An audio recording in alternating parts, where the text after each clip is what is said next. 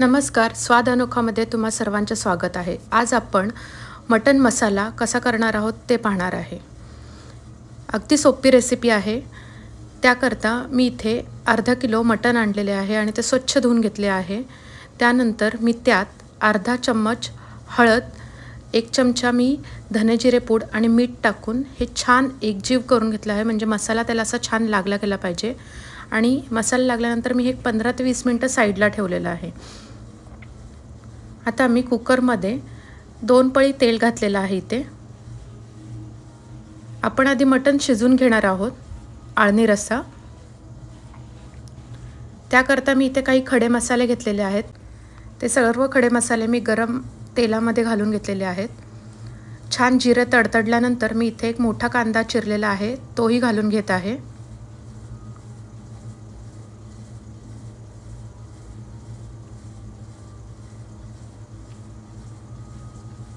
आता मी यात 1 चमचा आलं लसूण पेस्ट टाकलेली आहे आणि हे छान प्रकारे मिक्स करून घेत आहे, जेणेकरून आलं लसूण पेस्टचा वास येणार नाही, त्याचा कच्चापणा निघून जाईल। त्यानंतर मी इथे 1 वाटी कोथिंबीर बारीक चिरून घातलेली आहे।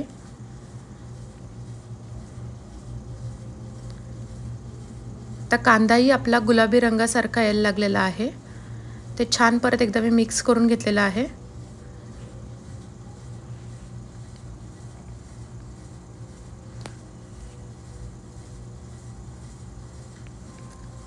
तुम्ही पाहू शकता इथे कांद्यालाही छान तेल सुटलेलं आहे। आता मी ह्यात 2 चमचे मीठ टाकलेलं आहे। आता मी यात अर्धा चमचा हळद घातलेली आहे।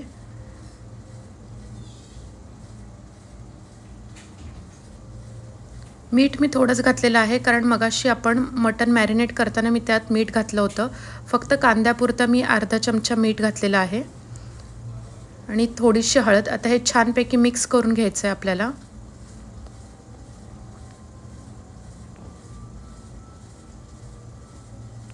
हे मिक्स झाल्यानंतर मी परत ह्याला एकदा हलवून घेतलेलं आहे आणि ह्याच्यावर झाकण ठेवलेलं आहे। कुकरचं झाकण लावलेलं नाही, फक्त ठेवलेलं आहे वाफ येण्याकरता।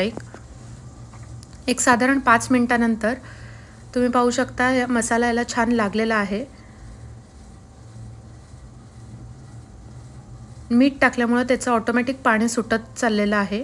तरी मी आता इथे 2 ग्लास गरम केलेलं उकळलेलं पाणी घातलेलं आहे।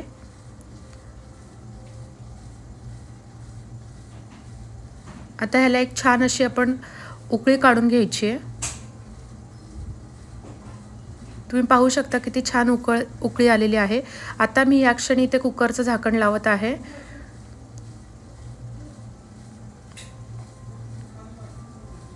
कुकरच्या मी 6 ते 7 शिट्ट्या काढून घेतलेल्या आहेत। त्यानंतर मी गॅस बंद केलेला आहे। कुकर एकदम थंड झाल्यानंतर मी इथे कुकरचं झाकण उघडलेलं आहे। तुम्ही पाहू शकता मटण किती छान प्रकारे शिजलं आहे। मटण शिजले हे कसं समजायचं, तर हे आता मटणाचे हाडं जे ऑटोमॅटिक दिसायला लागतात त्याच्यावरचं मांस हलतं, म्हणजे ते मटण एकदम छान शिजलेलं आहे। आता मी इथे कढई ठेवली आहे। कढईमध्ये मी 2 पळी तेल घातलेलं आहे। त्यात मी घरचा मसाला टाकलेला आहे, त्यात तिखट। त्यानंतर मी कांदा, खोबरं, आलं, लसूण ह्याचं वाटण करून ठेवलेलं होतं, ते मी यात घातलेलं आहे आणि हे छान प्रकारे मिक्स करून घेत आहे।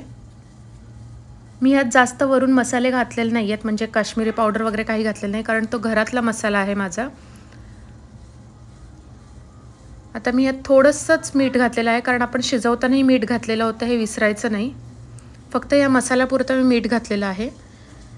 हे छान परतून झाल्यानंतर आपण जे शिजवलं होतं मटण, ते मी इथे घालून घेत आहे। मी आळणी रस्सा थोडा काढून ठेवलेला आहे। ते छान मिक्स झालेलं आहे। आता ह्याला मी अजून छान उकळी येऊन देणार आहे 2 ते 3 मिनिटं।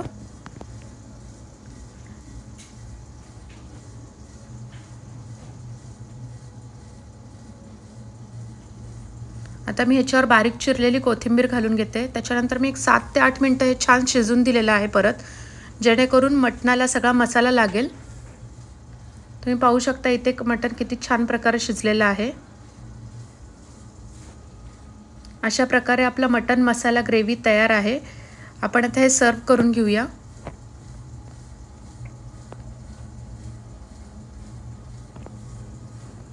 मी हे चपातीसोबत सर्व केलेलं आहे, अळणी रस्सा देखील आणि कांदा लिंबू. तुम्हाला रेसिपी आवडली असेल तर please like, share, subscribe. Thank you for your support.